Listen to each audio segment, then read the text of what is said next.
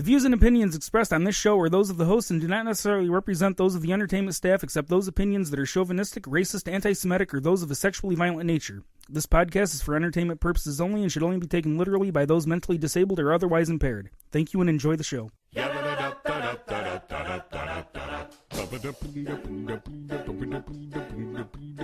Gather round, ye lads and lasses, set ye for a while, and hearken to me mournful tale about the Emerald Isle. Let's all raise our glasses high to friends and family gone, and lift our voices in another Irish drinking song. Consumption took me mother and me father got the pox. Me brother drank the whiskey till he wound up in a box. Me other brother in the troubles met with his demise. Me sister has forever closed her smiling Irish eyes. Now everybody's died, so until our tears are dried, we'll drink and drink and drink and drink, and then we'll drink some more. We'll dance and sing and fight until the early morning light, then we'll throw up, pass out, wake up, and then go drinking once again. It seems like when I hear myself talk, all my words blend together in like this retarded fucking... No, it does. It does. Yeah. Yeah. Because there's sometimes when you start talking, I've got to stop for a couple seconds and try to process what just came out of your mouth. Alright, so welcome back to another episode of Booze and Belligerence. I'm Aaron. I'm Mike. I'm Teresa. So we're back this week for a special Christmas night episode. We're over at Mike's place. So, how did your Christmas go? Doing good. It was pretty low key. It wasn't as crazy as I thought it was gonna be. But it was pretty crazy. Was it? Yeah. She had a different Christmas than I did. We were in the same house in the same building. Well, was it like your Thanksgiving down there? Is that maybe why you thought that it was kind of hectic? No, I thought it was low key. Oh, alright, so that's probably why you thought it was low key, is because you couldn't understand what anyone was saying around you?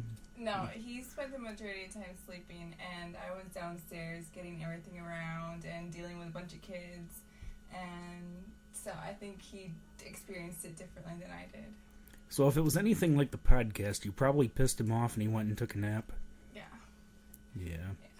Could be. Oh, yeah, it could be because I didn't sleep that night because I was working. So we probably should mention that's why you haven't been on the show lately, is because work. Doing overnights, yeah. Working 12-hour days, 6 at night to 6 in the morning, and over the weekend. Yeah. Which is when we record, so... But hopefully things will change and I can get onto a day schedule and we can start doing it on Fridays, then you can be back on. Right, okay. That works for me. That'd be nice. Watch, as soon as that happens, I'll switch my days. Alright, so we've got up tonight Fort Collins Brewery's Red Banshee, Uinta Brewing's Dub Imperial Black IPA, and Southern Tier's Old Man Winter Ale. We're starting out with the Red Banshee. A striking ruby hue and spicy floral nose punctuate the pleasant sweetness of this brew. Crystal malt coalesces with the earthy flavor of Willamette hops. A hauntingly beautiful combination. No percentage. Yeah, no percentage. Doesn't really look that red to me. It's unfiltered. Well, maybe not. It might be my glass. I mean, my glass is frosted, I don't know. No, even when I was pouring it, it looked... It's unfiltered. Yeah. It looked pretty cloudy when I poured it. It's nowhere near a red color. It's more like a nut brown. It has a red taste, though. Yeah. Overpowering. It's got a little bit of the nut brown taste to it, too. A little bit of that nuttiness. I don't really catch that, to be honest with you. Maybe it's the hops that I'm tasting. It's more of a flower. It tastes like a lot like that dandelion shit we had, as far as like the aftertaste. Yeah, a little bit. I still can't believe you guys didn't like that beer. I loved that. The only complaint that I had about it was just too carbonated, and it kind of drowned out the flower taste of the dandelion. That was the only complaint that I had. Alright, but I mean, in my opinion, that's not too bad. Trying out the flower taste doesn't bother me at one bit. And Teresa? What do you think of it?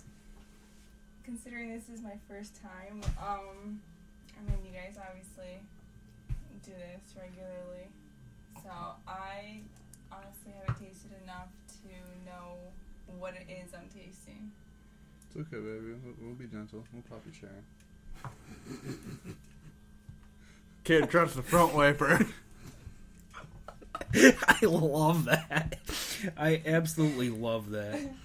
I think this other one would probably work for Teresa's rating a little better. Nope, tastes like beer. That's probably more to the point. Well, let's just give a simple review. Do you like it or do you not like it? No. It would actually be one of those kind of beers that after I've had a couple other beers, I'd be willing to drink that. Okay.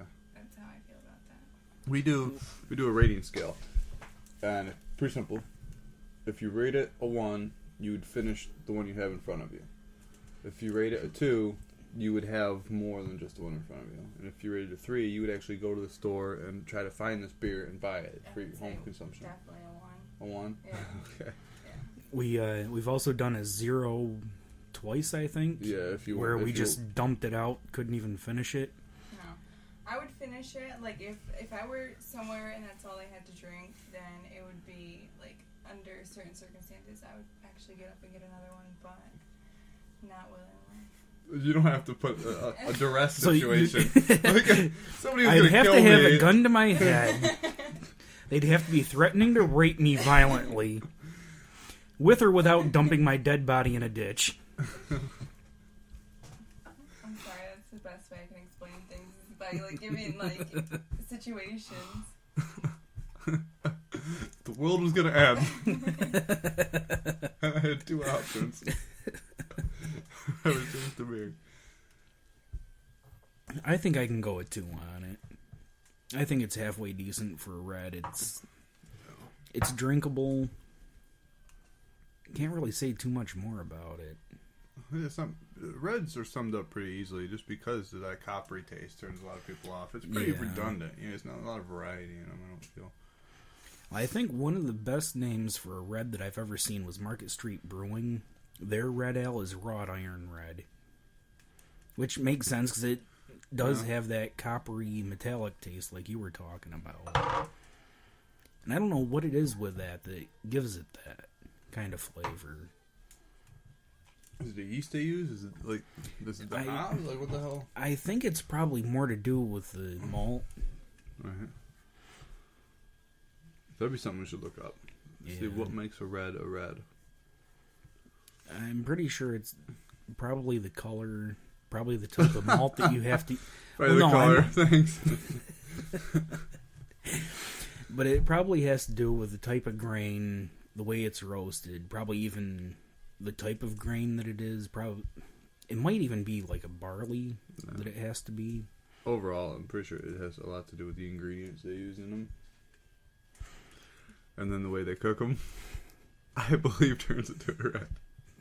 Fuck you, Mike. You can't just name every ingredient in the beer, but I can think it has something to do with one of these. But they are usually a lower hopped beer. They're usually smoother. I've noticed the carbonation's usually mellowed down on them a little bit. Yeah. I think probably the best red would have to be Killian's. That's the only one I can think of that I can really drink and enjoy. We didn't try a whole lot of them. I don't remember having more than 1 or 2 on that wall. We never really did reds, unless it was Killian's or it came already in a sampler pack. Yeah. Pretty good one by Sam Adams, I thought. I don't remember that one. We have to figure it out. See if it rings a bell for you. There was also Cortland's red. Well, that was a red IPA. Yeah. But that one wasn't too bad. Are we picking up music? That's what I'm hearing. Does she have the TV on? Oh, it's because Wink 106 is right next door. Oh, yeah, we had that happen before, remember? I forget. Little background music for the listeners now. We've upgraded our studio by renting a house next to a radio station. So this means we might be coming through in the background on theirs. That would be funny. That would be awesome. All right, so we should throw this out. Booze and Belligerence. Booze and Belligerence. Everyone listening, listen to Booze and Belligerence. Well, and then she tells me we're not opening until midnight. I get there at 10 in the morning. She says we're not doing anything till midnight. I was like, oh. I was assuming that it was going to be like 4, 5, 6 o'clock in the afternoon. No problem. So when I'm stuck there until 3 in the morning. We actually left a little after 3, yeah. Yeah. Holy like, shit. Fucking marathon. We got here after 4. And it's not that there's anybody in her family that I don't like or anything like that, but it's hard to communicate with somebody that there's such a language barrier with. Mm-hmm. And so there's no, conversations are all real freaking based, real artificial between me and like a lot of her family. And the messages aren't it's a language barrier. Like misconstrued because they don't speak English. My family's Hispanic. So. Speak Klingon.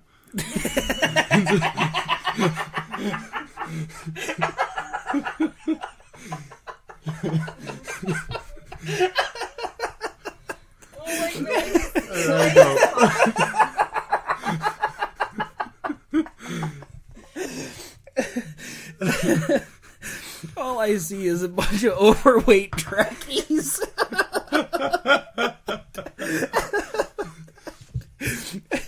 The living room done up like the Enterprise.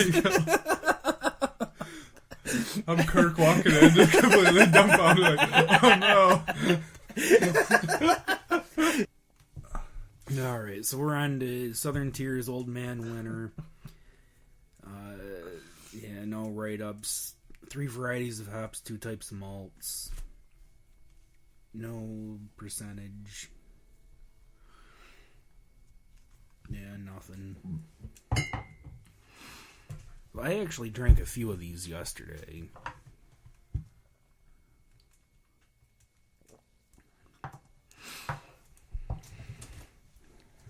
It's a decent winter ale. It's got a little bit of the spices in it. Really, really hoppy. Yeah. Which is good. I like the black IPAs for some reason. Just because they're different. I like darker beers, but lately No, IPAs this isn't a have been black growing on me. IPA. It's not? No, it's a winter ale. Well, it tastes like an IPA. Almost with the hops, but Completely wrong. It's been a while. what'd you do? Give up drinking? I gave up drinking. I haven't drank in a couple weeks, probably. No, that's a lie. I don't remember when last time I drank, but I want to say a couple weeks would be a lie if I said I didn't Well, it drink. was I was gonna say like a week ago. 2 Fridays ago that me and you went to the bar. No. And there was after that too. So he really only ever drinks on his days off now. Wow. I'm being domesticated. What is going on? I don't know. And it's not like I tell him he can't go out and do it either. He just doesn't. So it's like I beat him. I stopped beating my daughter and I started beating him. Well, some habits are hard to break. You've just got to substitute one addiction for another. Mm-hmm. So, what do you give the beer? You already finished it. I think there's a little left in the bottle. I'm going to give this a 2. Even though I completely classified it wrong. Yeah. This 2. I would enjoy more than a couple of these, actually. I would say 2. Especially with being cold out. It's nice. It's refreshing. Mm-hmm. Yeah, I think I'm at a 2 on it, too. I had probably like 2 or 3 yesterday. Cracked open a bottle of Sam Smith Daddy Porter yesterday. Yeah. I forgot how awesome that is. I haven't had that. I don't think I've ever had it, to be honest with you. We've had it on the show. Oh, I've had it. Unless you decided to skip that week. I don't remember. I didn't really skip much. I was pretty good at showing up to the show and then leaving midway. Yeah. At least mentally. Zoning out.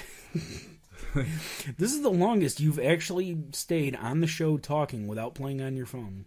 Yeah, or just checking out mentally. And we're only staring at the wall.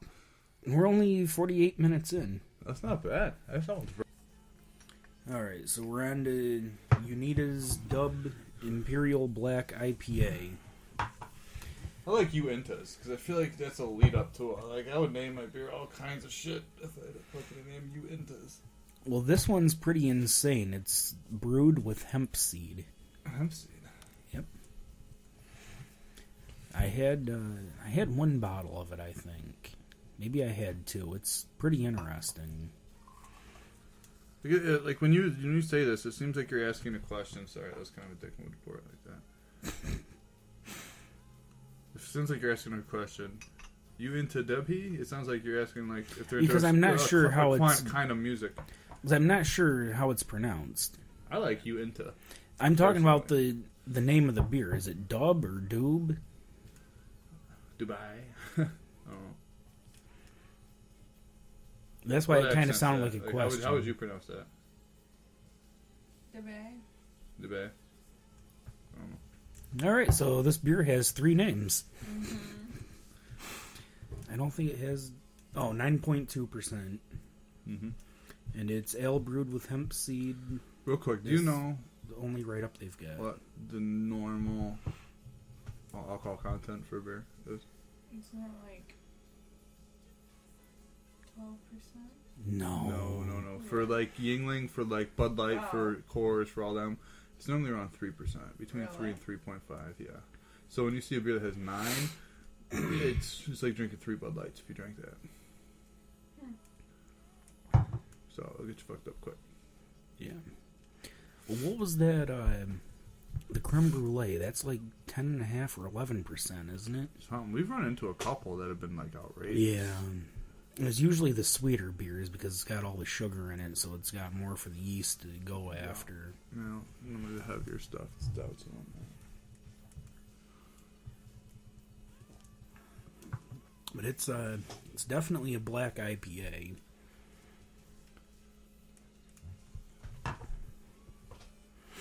It took me, I had, like I said, 1 or 2 bottles of it, and it took a little while to get through a full bottle of it.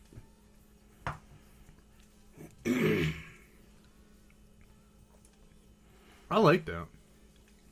I like that a lot. And it's got a different flavor on the back end. I think it's probably coming from the hemp seed. Maybe.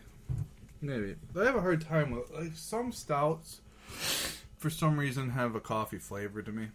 That's even because though the they're dark not roasted coffee. malt. You know what I mean? It's because the malts are roasted so dark that they're pretty much burnt. This doesn't have that coffee flavor. Not too much. me. It's got a little bit, but not as much as they usually do. But the thing is, too, this isn't a stout; it's an IPA. Right. So, but I think it has the benefits of a stout. That the first, it opens up really fucking smooth. I like that. And it really doesn't have a lot of Really hop heavy. flavor either. A little bit on the back end, but like you said, that might be a reason for the hemp. I feel like there's seeds and shit like that people put in their beer as novelty. That I bet you if they made the same batch without that fucking one ingredient, it'd taste the same. But that's the one ingredient they mark it on their bottle. You know what I mean? Well, there was something that we had, and they used something weird, and no one was able to pick it out. I don't remember what it was. I don't know. You probably weren't there. It was I don't know, but, probably something me and Alan had. and the thing is I've never had a hemp seed. I don't know what the hell a hemp seed would taste like. Yeah. So I couldn't tell you whether it's in there or not. You And know that's what I one of mean? the things that's kind of tough with some of these beers that use the really weird out there stuff is you just don't know what it tastes like. It's like Sam Adams Christmas. We use elf tears. Like I wouldn't be able to tell. I'd think it's really Christmassy, and I'd probably drink the shit out of it for a while. But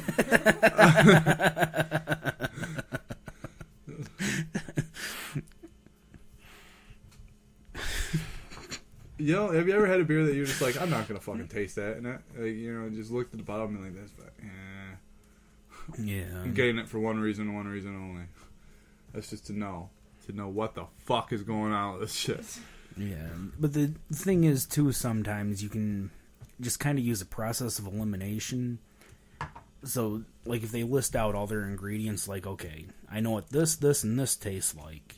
I don't know what this tastes like. So if I can identify everything else, I can kind of narrow it down by a process of elimination to figure out what the other thing is. Not really, because you can name whether a beer is real malty. You can name it if it's real hoppy. Can you taste it and name what hops they're brewing with? Some of them I can. Some of them. Not all of them. But it's And especially usually only when the IPAs and stuff. Right. And normally, they don't label what hops they use. Some of them don't. More often than not, they do not list the hops. Unless it's advertised as a certain hop. I should have said some of them do list the hops instead of the other way around. So, I feel like hemp seed would probably have a bitter taste. I feel like seeds have more of a bitter taste. I wouldn't be able to differentiate between whether that was the hops or the hemp seed or what. You know what I mean? I just wouldn't. I have no idea. But it's kind of weird, too, because this brewery is out of Salt Lake City, Utah. Mormon beer. Yeah. Using hemp seed. And as Alan brought up, it's also the porn capital of the U.S. Yeah. They consume the most porn out of all states. It's because it's so hard to get to or something like that. Yeah. Like they have ridiculous porn laws over there. We would be probably in jail. You and I. Yeah. Yeah. I'm pretty sure bestiality and kitty porn's illegal all over. Well, that was... Did I hit a little too close to home? Did I go... My God, look at her. Wow, that was really... I'm gonna cry now. That was heavy. It's like you're staring in my bedroom window.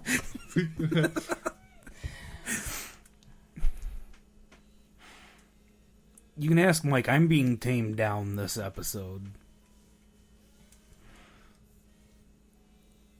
Can't even process that right now. You don't feel. Well, don't what feel bestiality afraid to strike is. Back. Oh, she knows what it is. Oh, so then. I'm not. It's not. Is that why you guys aren't allowed to have a dog? No, I'm just saying that's why you crushed your hopes and dreams and you said that watching it's illegal.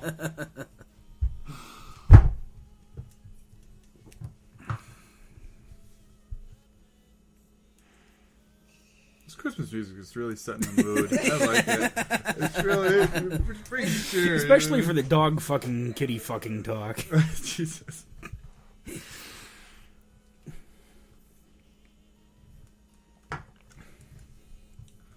I think this might be my first and only. I don't think I can do this anymore. Trust me, it only goes downhill from here. The thing is she's toned back right now too. Like, she can get pretty raunchy. She can get pretty snappy. So for Booze and Belligerence, I'm Aaron.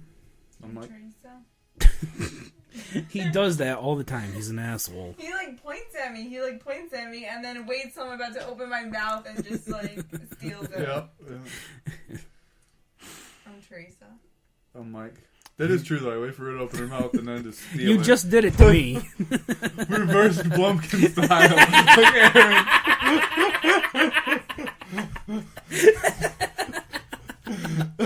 That was another great episode. It was. The reverse Blumpkin was epic. Did I tell you about that? Corners are in the back. He told me a couple different times. He actually attempted it once. Wait, who attempted it? Didn't you attempt it? She's pointing at you. I attempted it? Oh, what are you talking about? I didn't attempt it. What you were talking to me about. There was one day that you were telling me about it. And then later on that day, I was in the bathroom and you came in and tried to do it. Oh, did I? Yeah.